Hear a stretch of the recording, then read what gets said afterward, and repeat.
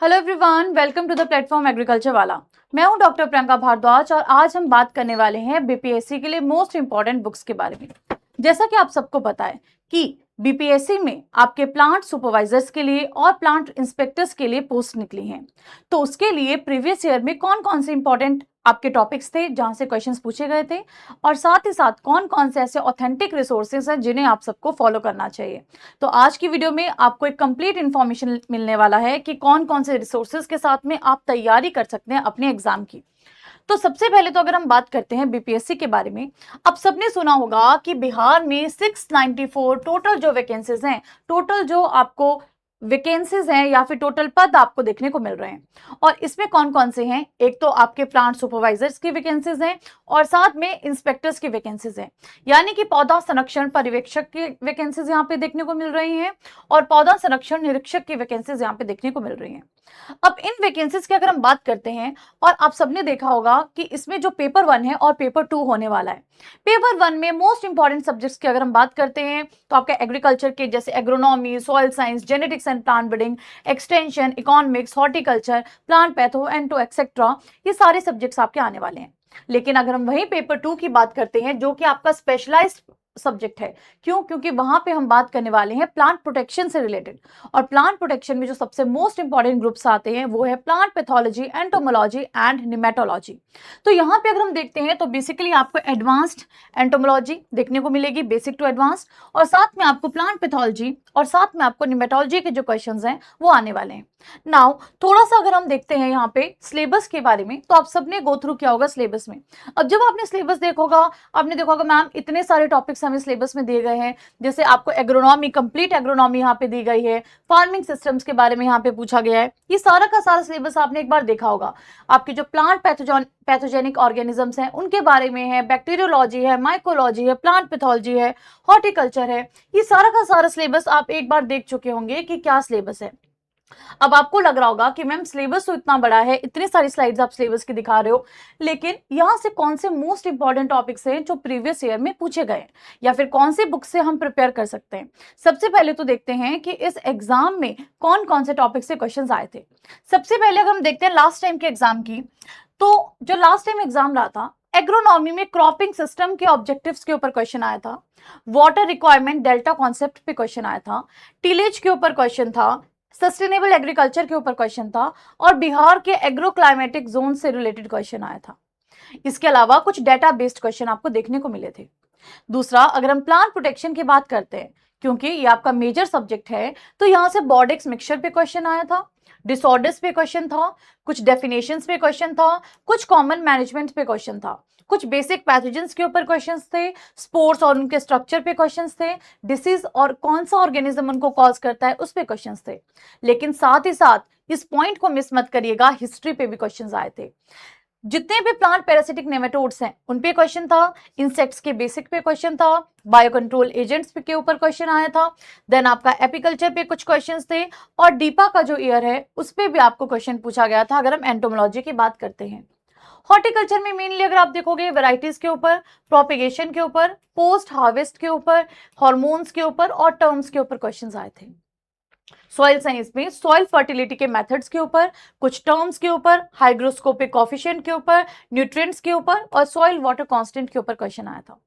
वैसे अगर जेनेटिक्स की बात करते हैं, नॉरिंगटन जीन के ऊपर क्वेश्चन आया था, देन आपका सिलेक्शन मेथड्स के ऊपर क्वेश्चन आया था, self and cross pollinated crops के ऊपर क्वेश्चन था, कुछ बेसिक टर्म्स के ऊपर क्वेश्चन था, मेंडेलियन जेनेटिक्स के ऊपर क्वेश्चन था, cell division, lethal genes and methods of selection के ऊपर आपको क्वेश्चन देखने को मिले थे। एग्रीकल्चर इंजीनियरिंग की बात करें, एग्रोमेट की बात करें, जनरल साइंसेस की बात करें, स्कीम्स की बात करें, ओवरऑल मिला के रिमोट सेंसिंग के ऊपर क्वेश्चन आए थे। इक्रिसेट का हेडक्वार्टर पूछा गया था, एनपीओपी का ईयर पूछा गया था, सस्टेनेबल एग्रीकल्चर पे क्वेश्चन था, एम किसान स्कीम्स के ऊपर, ऑर्गेनिक स्टेट कौन सी है उसके ऊपर, जीआईएस के ऊपर, एसिड रेन के ऊपर आपको क्वेश्चंस यहाँ पे देखने को मिले थे। तो ये जो आप यहाँ पे क्वेश्चंस देख रहे हो, जैसे प्लांट पैथोलॉजी एंटोमोलॉजी का अगर हम पेपर 2 में बात करें, तो ये हमने पेपर 1 की अभी बात कर ली। पेपर 2 की अगर हम बात करें तो पेपर 2 में फंजीसाइड्स के ऊपर क्वेश्चन था, क्वारंटीन के ऊपर, history, management, fruiting bodies, vectors, parasitic causes, forecasting models, nematode के नाम, स्मॉलेस्ट नेमेटोड, डिसीजेस, इन सब पे आपको क्वेश्चन देखने को मिले थे। वैसे एंटो में देखोगे केमिकल कंट्रोल, फेरोमोन के ऊपर क्वेश्चन था, पॉलीफेगस पेस्ट के ऊपर, exoskeleton, body system, sprayers, insect के morpho, types of larva, ecology, then आपका storage insect pest, bio control agent, apiculture, modification, इन सब से आपको एंटोमोलॉजी में पिछली बार क्वेश्चंस देखने को मिले थे।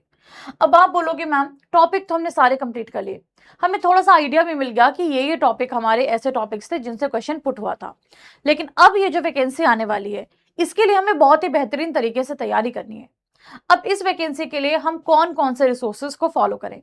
हमेशा मैं कहती हूँ आप चाहे किसी भी एग्जाम की तैयारी कर रहे हैं, कुछ बुक्स आपके पास ऐसी होनी चाहिए जिसमें ओवरऑल एग्रीकल्चर कंप्लीट आपका कवर्ड हो। तो कुछ बुक्स का अगर मैं नाम लूं, सबसे पहले ये जो बुक है नेमराज सुंदा की, ये बहुत ही बेसिक बुक है, इसमें सारे सब्जेक्ट्स दिए हैं, ये तो आपके पास हमेशा हर एक के पास होनी ही चाहिए। दूसरी अगर हम बात करते हैं एग्रीकल्चर एट अ ग्लांस, जो कि आर.के. शर्मा की बुक है, बी.वी. सिंह की बुक है, इसको भी आप एक बार चेक कर सकते हो, अच्छी बुक है। तीसरी अगर हम बात करते हैं तो आप सबने कॉमनली ये बुक पढ़ी भी होगी, सबके पास ये होगी भी, fundamental of agriculture, Arun Katyayan की बुक है, वॉल्यूम 1 एंड वॉल्यूम 2। तो ये कुछ जनरल बुक्स हैं जो तो आपके पास होती भी है कॉमनली, और आप सब लोग इसको कॉमनली पढ़ते भी हो। लेकिन अगर आप देखेंगे इस सब्जेक्ट को, तो इस सब्जेक्ट में ना सिलेबस जैसे पैथो का एंटो का थोड़ा सा डेप्थ में है, तो उसके लिए हमें क्या करना है उस बारे में भी अभी हम बात करेंगे। एग्रीकल्चर की फर्दर बुक्स के बारे में अगर हम बात करें, जैसे कॉन्सेप्ट्स ऑफ एग्रीकल्चर है, एग्री स्कैन बुक है, इसको आप रेफर कर सकते हो। दूसरा अगर हम बात करते हैं, अगर आपको एग्रोनॉमी की कोई बुक लेनी है, अगर आप सोच रहे हो कि मुझे एग्रोनॉमी की एक पर्टिकुलर बुक लेनी है, तो पर्टिकुलर बुक के लिए आप एग्रोनॉमिक फैक्ट्स फॉर कंपटीशन की बुक ले सकते हो, जो कि आर.एस. मीना की बुक है। काफी बढ़िया बुक है एग्रोनॉमी की, बहुत बढ़िया बुक है, ये आपको इस एग्जाम में भी काम आएगी और बाकी के एग्जाम में भी काम आएगी। तो सिर्फ एग्रोनॉमी के लिए अगर आप कोई बुक खरीदना चाहते हो तो आप डेफिनेटली इस बुक के लिए जा सकते हो। इसके अलावा अगर आपको रेफर करनी है कोई बुक, या आपको कहीं से कुछ पढ़ना है, तो कुछ रिसोर्सेज और भी हैं, जैसे प्रिंसिपल्स ऑफ एग्रोनॉमी की बुक है, एग्रोनॉमी ट्रिटाइज है, इन दोनों बुक्स को भी आप देख सकते हो। लेकिन ये वाली जो बुक है, this is one of the best book, तो इस बुक को आप क्या कर सकते हो, प्रेफर कर सकते हो। दूसरा जेनेटिक्स एंड प्लांट ब्रीडिंग। अब जेनेटिक्स ना एक बड़ा सब्जेक्ट है, अगर आपको कुछ ऑथेंटिक सोर्स से डेटा चाहिए तो आप जैसे कि फुंदन सिंह की बुक है और हमारे पास बी.डी. सिंह की बुक है, इनकी जेनेटिक्स एंड प्लांट ब्रीडिंग की बुक्स को रेफर कर सकते हो। लेकिन इतनी बड़ी बुक पढ़ने के लिए आपको कई बार क्या होता है, थोड़ा सा टाइम लगता है, हर एक चीज को समझने में टाइम लगता है। तो अगर आप सोचोगे कि इस एग्जाम के लिए मैं ये बुक सारी खरीद लूं, तो सारी बुक्स खरीदने की जरूरत नहीं है, आप सिंपली आईसीआर के नोट्स को रेफर कर सकते हैं, टीएनयू के नोट्स को रेफर कर सकते हैं, वहां पे बढ़िया तरीके से आपको इसके सारे नोट्स मिल जाएंगे, पूरे टॉपिक्स मिल जाएंगे। लेकिन अगर आपको फिर भी थोड़ा सा बुक की तरफ जाना है, ऑथेंटिक सोर्स को फॉलो करना है, तो आप इन बुक्स को पढ़ सकते हैं, जैसे अपनी लाइब्रेरी वगैरह अगर आपके घर के आसपास होगी तो वहां से इन बुक्स को आप रेफर कर सकते हैं। सेपरेटली आप बोलेंगे कि मैं अलग से इन सारी बुक्स को खरीदूं, नहीं। हाँ, अगर आप एग्रीकल्चर की, कंप्लीट एग्रीकल्चर की कोई बुक खरीदना चाहते हैं तो डेफिनेटली वो आपको लॉन्ग टर्म में फायदा तो देगी ही देगी। नाउ दूसरी अगर हम बात करते हैं सॉइल साइंस के लिए, अगर कोई बुक आप फॉलो करना चाहते हो तो डी.के. दास की बुक है, जो ऑथेंटिक रिसोर्स है, जिसे आप फॉलो कर सकते हैं। साथ ही साथ जैसा मैंने आपको बताया, टीएनयू के नोट्स हो गए, आईसीआर के नोट्स हो गए, ई एग्री के, उनका फॉलो कर सकते हो। हॉर्टिकल्चर की अगर हम बात करते हैं, इंस्टेंट हॉर्टिकल्चर की बुक है एस.एन. गुप्ता की, और ग्लॉसरिस हॉर्टिकल्चर है, इसे आप फॉलो कर सकते हो। अगर आप और भी एग्जाम्स की तैयारी कर रहे हो तो डेफिनेटली आप इस बुक के लिए जा सकते हो, इंस्टेंट हॉर्टिकल्चर के लिए। आपको इजी फॉर्म में सारे के सारे फैक्ट्स या सब कुछ आपको इस बुक में मिल जाएगा। तो अगर आप और एग्जाम्स की भी तैयारी कर रहे हो और सोच रहे हो कि हॉर्टिकल्चर की पर्टिकुलर बुक मुझे लेनी है, तो आप इस बुक को रेफर कर सकते हो, यहां से पढ़ सकते हो। दूसरी अगर हम बात करते हैं, अब आपके आते हैं मेजर सब्जेक्ट। देखिए, जब मेजर सब्जेक्ट की हम बात करते हैं ना, तो मेजर सब्जेक्ट में हमें थोड़े से एफर्ट्स डालने पड़ेंगे, क्योंकि मेजर सब्जेक्ट आपके ऐसे सब्जेक्ट्स हैं जहां से आपको अच्छी खासी वेटेज देखने को मिलेगी। पेपर 2 के सब्जेक्ट्स की मैं बात कर रही हूँ, तो आप चाहे और चीजें लीजिए या ना लीजिए, कॉम्पिटिटिव जो आपकी ओवरऑल एग्रीकल्चर की बुक है वो तो आपको लेनी ही चाहिए। लेकिन मेन सब्जेक्ट्स की अगर हम बात करते हैं तो प्लांट पैथोलॉजी में सबसे बेसिक बुक और सबसे इजी, जो आपको पढ़ने में भी बहुत इजी हो जाएगी, that is introduction to the principles of plant pathology. ये जो बुक है, ये आर.एस. सिंह की बुक है, बहुत बहुत बहुत बढ़िया बुक है, ये इजी लैंग्वेज है, बिल्कुल आराम से ये बुक समझ में आ जाती है, तो आप इस बुक को रेफर कर सकते हो।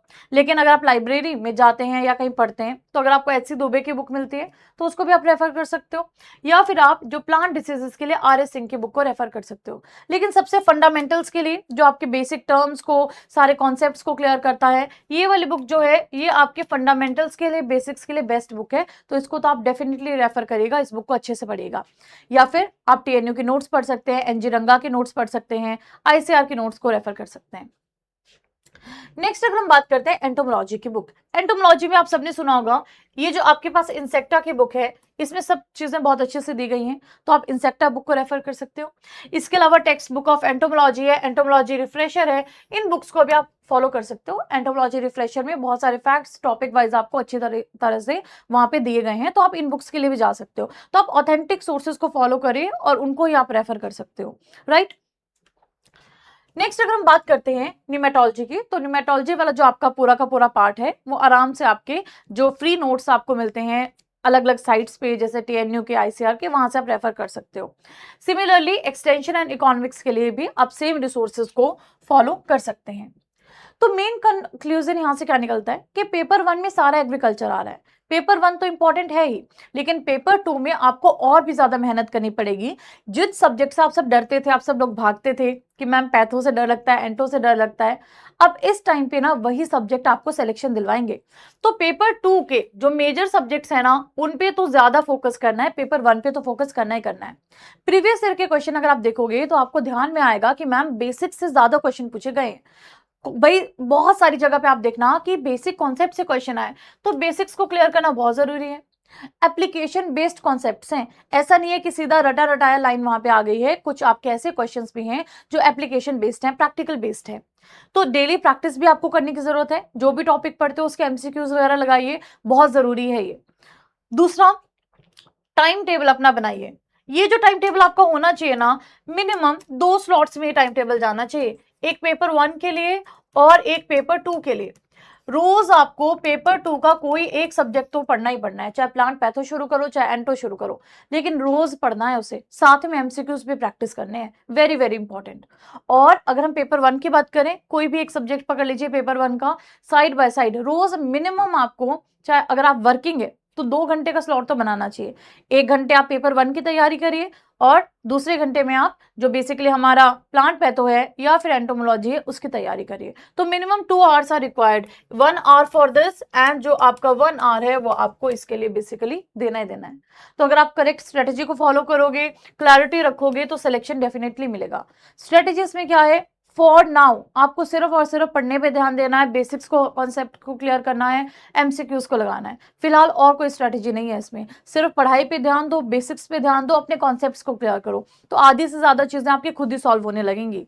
और हाँ, सब्जेक्ट्स को डिफिकल्ट मत मानो, क्योंकि जब आपको टर्म्स वगैरह अच्छे से क्लियर होने लग जाएंगी तो सब्जेक्ट भी आपको बहुत बहुत ईजी लगने लग जाएगा। इसीलिए अभी से अच्छे से इसकी तैयारी करिए। आपको कोई भी डाउट होगा आप कमेंट सेक्शन में लिख सकते हैं, या फिर टेलीग्राम पे प्रियंका मैम PW पे मेरे साथ कनेक्ट कर सकते हैं। Thank you so much everyone, मिलते हैं नेक्स्ट वीडियो में।